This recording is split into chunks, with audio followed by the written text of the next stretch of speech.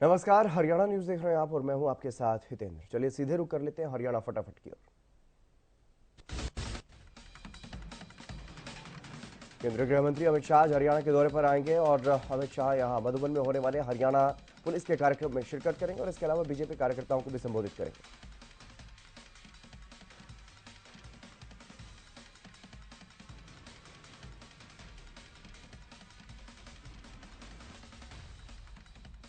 कांग्रेस नेता राहुल गांधी ने जम्मू कश्मीर में जारी अतिक्रमण मुहिम को लेकर के बीजेपी पर निशाना साधा।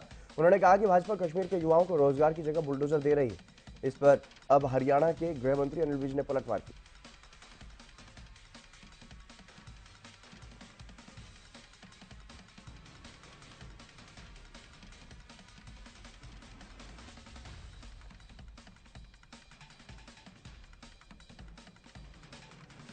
प्रदेश के गृह मंत्री अनिल विज ने पलटवार करते हुए कहा कि राहुल गांधी को नहीं पता कि कश्मीर को क्या चाहिए। कश्मीर को विकास चाहिए और हमारी सरकार विकास कर रही है।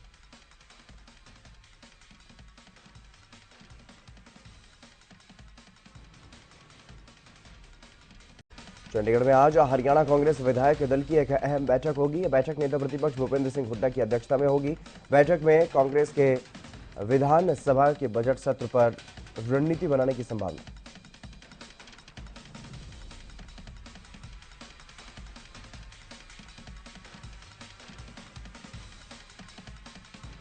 लंबे समय के इंतजार के बाद हरियाणा कांग्रेस के संगठन की घोषणा अब जल्द ही हो जाएगी। इसको लेकर के हरियाणा न्यूज पर कांग्रेस प्रदेश अध्यक्ष उदय भान ने यह कहा कि हरियाणा में अधिवेशन से पहले संगठन की घोषणा होगी।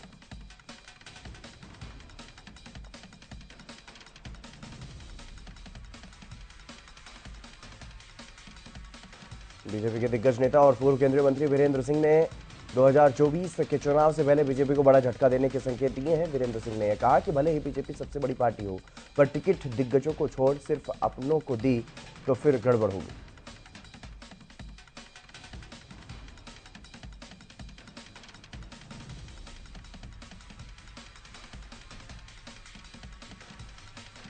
उन्होंने कहा कि मैं और बाकी नेता जो पार्टी में घुटन महसूस करते हैं वो सब भविष्य के गर्भ में हैं। पार्टी में उचित स्थान न मिलने वाले नेता जल्दबाजी में नहीं बल्कि चुनाव से 6 महीने पहले फैसला लेंगे। और साथ ही ये भी कहा कि बीजेपी 8 साल पहले तक ऐसी पार्टी थी जिसकी केवल 2-4 सीटें आती थी, पर अब देश की सबसे बड़ी पार्टी बन गई।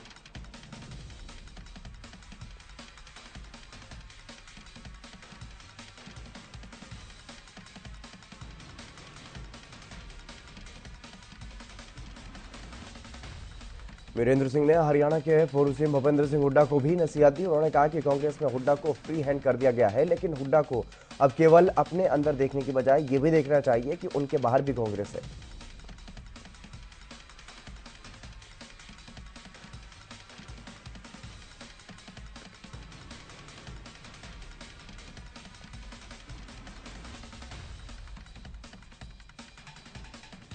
सूरजकुंड मेले का आज 12वां दिन और मेले में एक से बढ़कर एक हस्तशिल्प कलाओं का प्रदर्शन वहां पर देखने को मिल रहा है। ऐसे ही एक हस्तशिल्प कलाकार नॉर्थ ईस्ट के मेघालय से भी आई।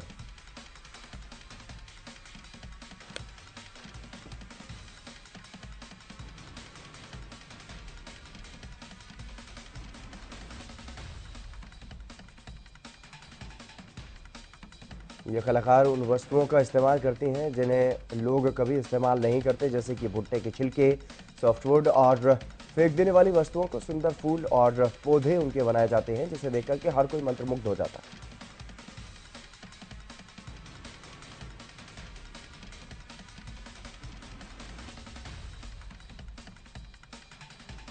अंतर्राष्ट्रीय सूरजकुंड मेले में स्टॉल लगाने वाले लोगों के सामान स्टॉल से गायब होने की घटनाएं भी सामने आई। इतना ही नहीं, मेले में घूमने आए पर्यटकों के पर्स भी चोरी हुए।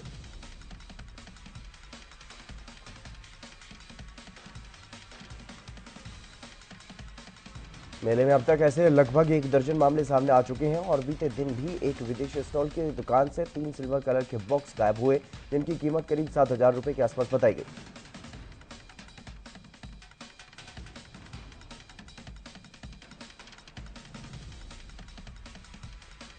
सिरसा के श्री बाबा ताराजी कुटिया परिसर स्थित सत्संग स्थल पर श्री बाबा ताराजी चैरिटेबल ट्रस्ट की बैठक का आयोजन किया गया। बता दें कि बैठक का आयोजन मुख्य सेवक गोविंद कांडा की अध्यक्षता में किया गया।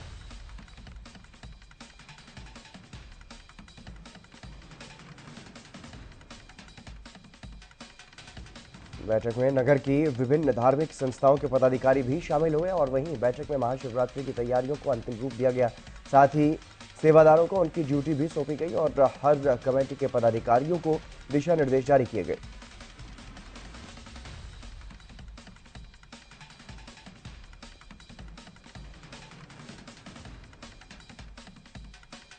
इस अवसर पर गोविंद कांडा ने बताया कि श्रद्धालुओं को किसी भी प्रकार की परेशानी नहीं होनी चाहिए।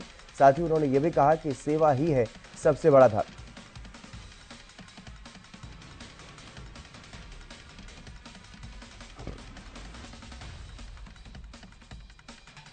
हरियाणा सरकार ने नए आदेश जारी किए हैं। दरअसल हरियाणा में स्टेट विजिलेंस ब्यूरो का नाम बदल दिया गया है और अब स्टेट विजिलेंस का नाम एंटी करप्शन ब्यूरो कर दिया गया है। इसके साथ ही डिविजनल विजिलेंस ब्यूरो के नाम में भी बदलाव किया गया। डिविजनल विजिलेंस ब्यूरो का नाम अब डिविजनल एंटी करप्शन ब्यूरो रखा गया।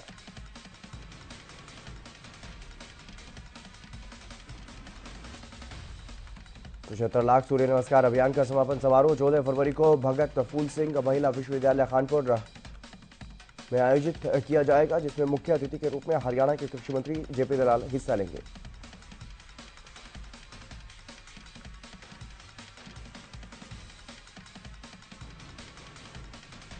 तो इस मौके पर बीपीएस महिला विश्वविद्यालय के कुलपति प्रोफेसर सुदेश छिक्कारा ने यह कहा कि छात्राओं में सूर्य नमस्कार को लेकर के विशेष उत्साह देखने को मिल रहा है। शिक्षा में योग को अवश्य शामिल किया जाना चाहिए।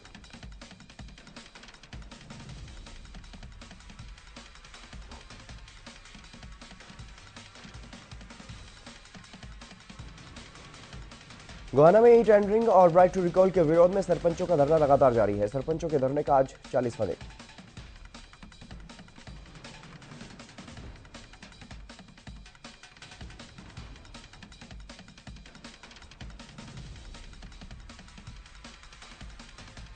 वहीं सरपंचों ने प्रदेश सरकार को चेतावनी दी है कि सरकार ने सरपंचों के अधिकारों को सरपंचों को दे या तो नहीं तो फिर कोई बड़ा कदम उठाया जाएगा।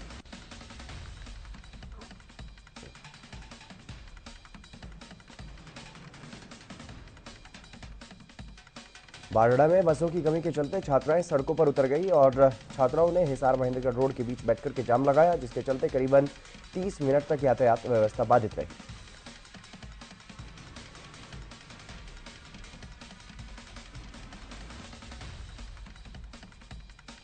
इस दौरान छात्राओं के साथ गांव के लोग भी मौजूद रहे और वहीं छात्राओं का यह कहना है कि सुबह उनके बस स्टैंड पर बसें नहीं रुकती, जिसके चलते उन्हें स्कूल जाने में देरी हो जाती है, जिससे उनकी पढ़ाई प्रभावित हो रही है।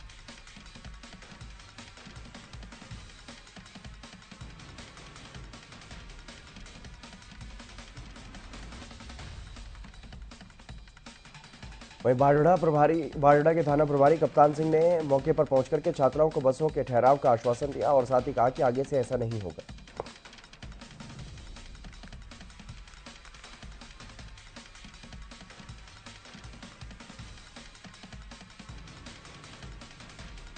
अंबाला शहर हिसार रोड स्थित महावीर नर्सिंग कॉलेज एक बार फिर से सुर्खियों में है। दरअसल कॉलेज के चेयरमैन पर बच्चों की छात्रवृत्ति गबन करने का आरोप है।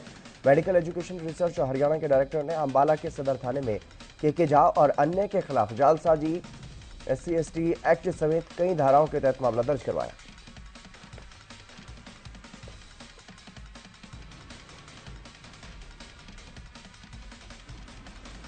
आरोप है कि कॉलेज में पढ़ने वाले सत्र 2013-14 और 2014-15 के SC छात्रों को छात्रवृत्ति नहीं मिली और पूरे शैक्षणिक सत्र के दौरान उनसे पूरी फीस ली गई।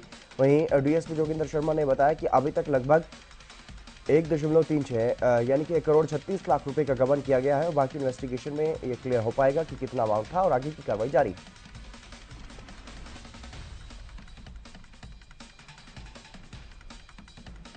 प्रदेश में नशा तस्करी को रोकने के लिए अभियान चलाया जा रहा है और इसी कड़ी में CIA-2 की टीम ने बड़ी कामयाबी हासिल की। बता दें कि CIA-2 की टीम ने एक नशा तस्कर को 126 किलोग्राम चूरा पोस्ट के साथ गिरफ्तार किया।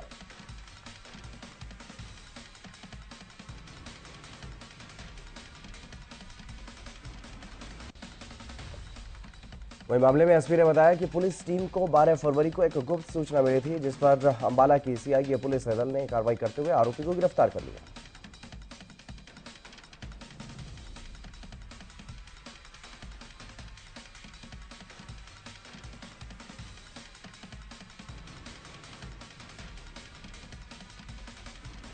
रेवाड़ी में करीब 12 से ज्यादा लोगों ने एक घर पर हमला किया और परिवार वालों के साथ मारपीट की गई, जिसमें 2 महिलाओं समेत 3 लोग घायल हो गए, जिन्हें इलाज के लिए ट्रॉमा सेंटर में भर्ती करवाया गया।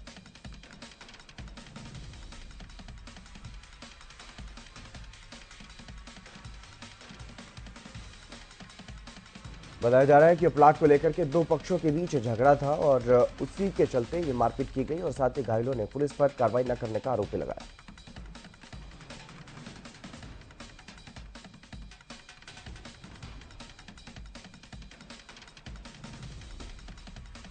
भवानीखेड़ा में हथियारों के बल पर 22,000 की लूट की वारदात को अंजाम दिया गया। बता दें कि भवानीखेड़ा के मुख्य बाजार में बालाजी मेडिकल हॉल में देर रात घटना को अंजाम दिया गया।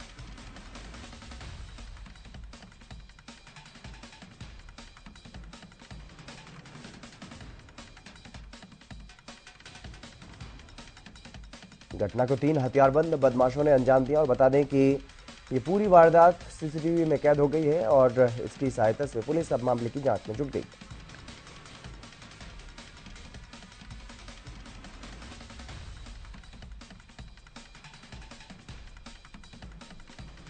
फतेहाबाद के गांव अबीगढ़ में सरसों के खेत में नशे की खेती की जा रही है। बता दें कि खेतों में अफीम के 472 पौधे लगे हुए थे और वहीं पुलिस ने कार्रवाई करते हुए पौधों समेत आरोपी किसान को भी अपनी हिरासत में लिया।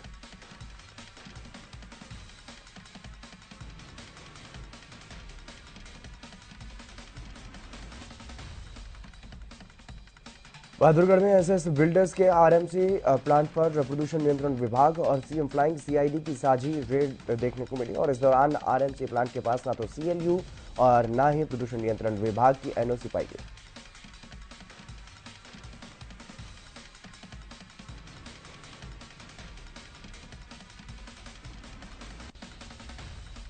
इसके बावजूद वहां बिजली का 3 फेज कनेक्शन पाया गया, जिस पर बिजली विभाग से बिजली का कनेक्शन लेने की रिपोर्ट भी मांगी जाएगी कि आखिर बिना सीएलयू के गैरकानूनी तरीके से चल रहे आरएमसी प्लांट को कनेक्शन कैसे मिला।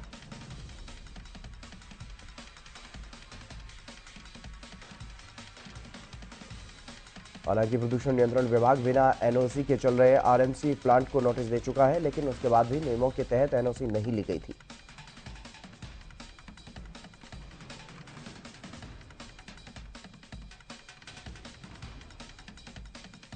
कैथल पुलिस ने नशा तस्कर के खिलाफ कार्रवाई करते हुए एक नशा तस्कर को 4 किलो अफीम के साथ गिरफ्तार किया है, जिसके बाद पुलिस ने आरोपी के खिलाफ एनडीपीएस एक्ट के तहत मामला दर्ज कर लिया।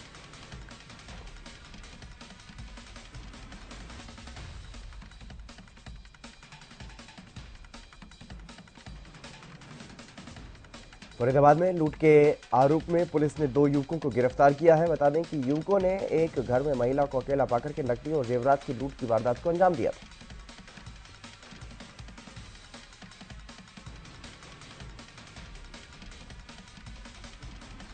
बता दें कि 4 दिसंबर को 2 नकाबपोश बदमाश जबरदस्ती घर में घुस गए थे। घर में महिला अकेली थी, जिसके बाद आरोपियों ने चाकू की नोक पर घर से ज्वेलरी और नकदी लूट ली थी और फरार हो गए।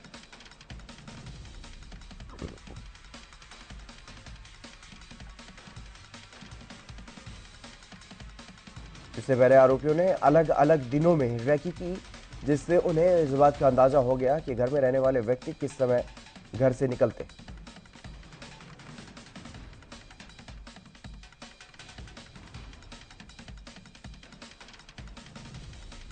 भवानीखेड़ा रेलवे स्टेशन पर एक 50 वर्षीय व्यक्ति का शव मिला। मृतक की पहचान बोहल निवासी हरिकृष्ण के रूप में हुई और पुलिस ने मौके पर पहुंचकर शव को पोस्टमार्टम के लिए भिजवाया। मामले की जांच शुरू की।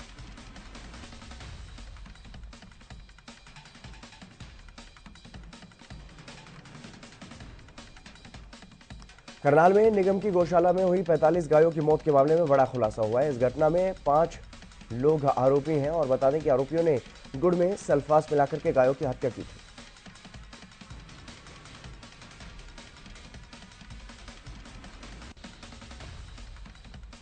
पांच आरोपियों में से पुलिस ने 4 को गिरफ्तार कर लिया है और चारों आरोपियों ने 26 जनवरी को बसंत पंचमी के दिन अपने एक अन्य साथी के साथ मिलकर के गायों को मारने की प्लानिंग बनाई, जिसके बाद उन्होंने 27 जनवरी को इस वारदात को अंजाम दिया।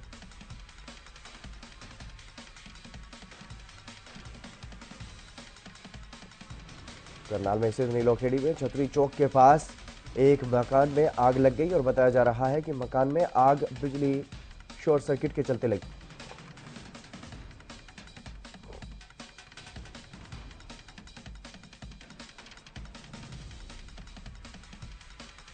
वहीं घटना की सूचना मिलने के बाद मौके पर पहुंचकर के दमकल की टीम ने आग पर काबू पाया, जिसमें लगभग 2 घंटे का समय लगा।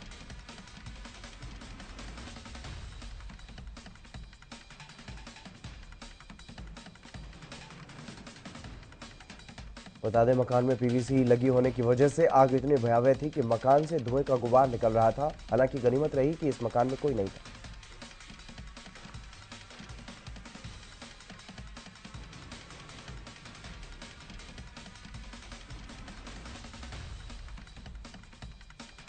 उत्तर भारत में एक बार फिर से मौसम ने करवट ली है और इसी के चलते हरियाणा के तापमान में भी एक बार फिर से गिरावट देखने को मिली। फतेहाबाद में न्यूनतम तापमान 5 डिग्री तक दर्ज किया गया। मौसम विभाग ने बताया कि 15 फरवरी तक इसी तरह का मौसम रह सकता है।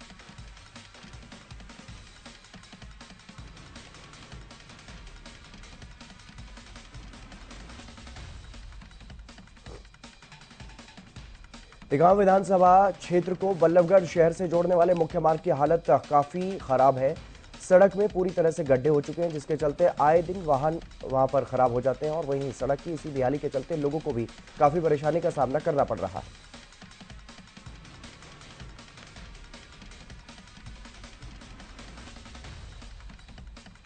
बहादुरगढ़ के देवनगर में कुछ संदिग्ध लोग न्यायालय के आदेश का हवाला देकर के देवनगर की कुछ गलियों में हक जताने पहुंचे, जिसके खिलाफ देवनगर के निवासी एकजुट हो गए और एफआईआर दर्ज करवाने की मांग की गई।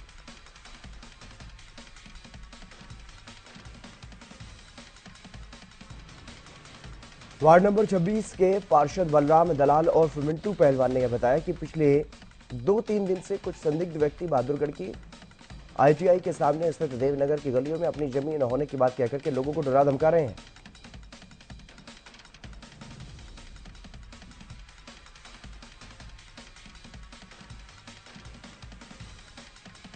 इतना ही नहीं, ये संदिग्ध लोग पूछने पर खुद को जज का रीडर और गिरदावर बताते हैं, लेकिन अपना कोई पहचान पत्र नहीं दिखाते। वहीं कॉलोनी के लोगों का यह कहना है कि वो यहाँ 30 सालों से रह रहे हैं, वो किसी भी सूरत में अपने घरों को उजड़ने नहीं देंगे।